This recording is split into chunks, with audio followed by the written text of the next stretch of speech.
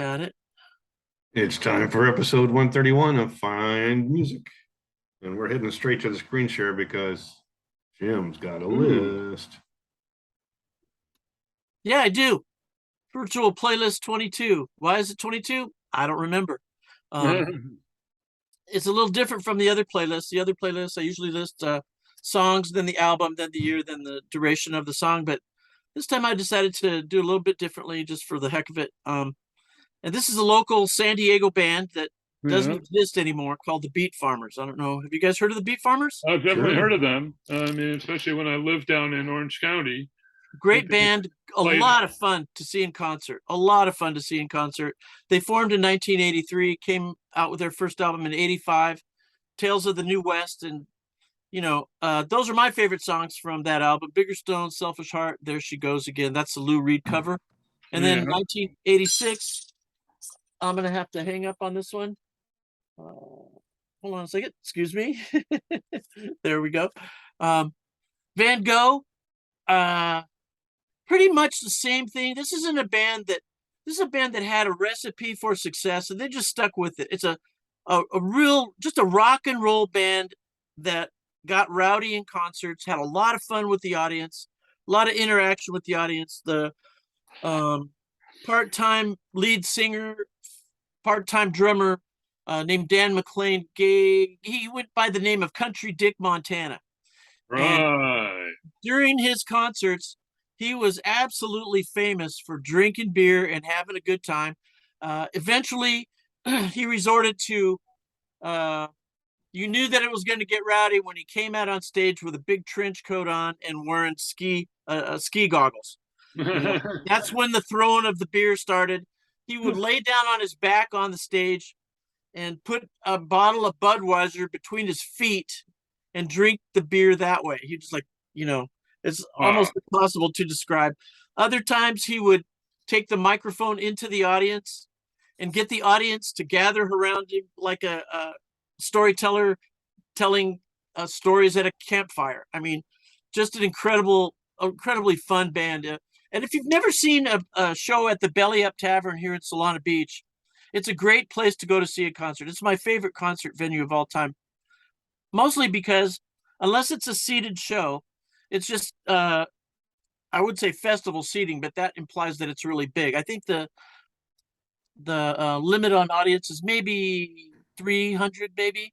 And on any given day, on any given concert, unless it's X playing there, you can take a camera right up to the stage and take pictures of the bands right next to them. There's a bar in the same room, and almost every concert that I've ever been there, the band will come out after their show and they'll hang out at the bar with the audience. I mean, it's a great place to see music. Pursuit of Happiness, 1987. Big Rivers, the Johnny Cash cover. Poor and Famous, 1989. Those are the songs that I liked. Loud and Plowed is kind of like a best of Beat Farmers album. Gives you a flavor, a hint of what the live shows are like without the beer, flying all over the place. Viking Lullabies has two of my favorite Beat Farmer songs, Baby's Liquored Up and Are You Drinking With Me, Jesus? So I think both of those were co-written by Mojo Nixon and Montana. And let me read to you the lyrics for Baby's Liquored Up, if you don't mind. My baby's liquored up and she's talking to my friends about this, that, the other. Then she starts it all again. Head's like a powder keg with her hair that's on fire. She's looking for a sucker or she's found another buyer. Satan breath, sudden death, sitting on the bar, grabbing every butt she sees, no matter who you are.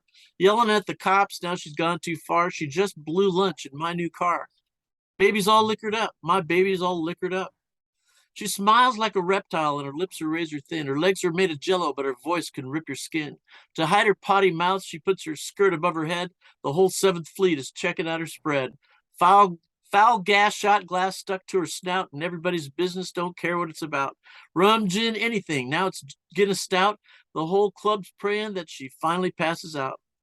My baby's all liquored up. I mean, a great sense of humor, a lot of social commentary in Are You Drinking With Me, Jesus? And another one, the Van Gogh album, Gun Sale at the Church. pack up the kids and think of breaking away from the hustle and bustle chasing us from day to day. My two best friends are Jesus and old John Birch. Now we're going on down to the gun sale at the church. I mean, there's pretty strident social commentary in some of their songs. In Manifold, 1995, they do a great version of Positively 4th Street, Bob Dylan cover. And in Van Gogh, I forgot to mention, their cover of Powderfinger by Neil Young is just great. It's great. So that's my band for the week, the Beat Farmers. And there's one more thing I wanted to show you guys. Let's see if I can scroll down here. Okay. What happened? Oh, there it is. Good for the little, there we go. Okay. That's me with Country Dick Montana 40 years ago. Wow. Right. And on the left-hand side, let's see. Let me use the cursor here. That's me right there. It's just the back of my head though, so I can't really prove it. But died on stage, huh? Oh, you know what? You can walk right up there. I mean, it's I've seen a lot of great bands there. You know, Los Lobos, Beat Farmers. The Rolling Stones had a private show there.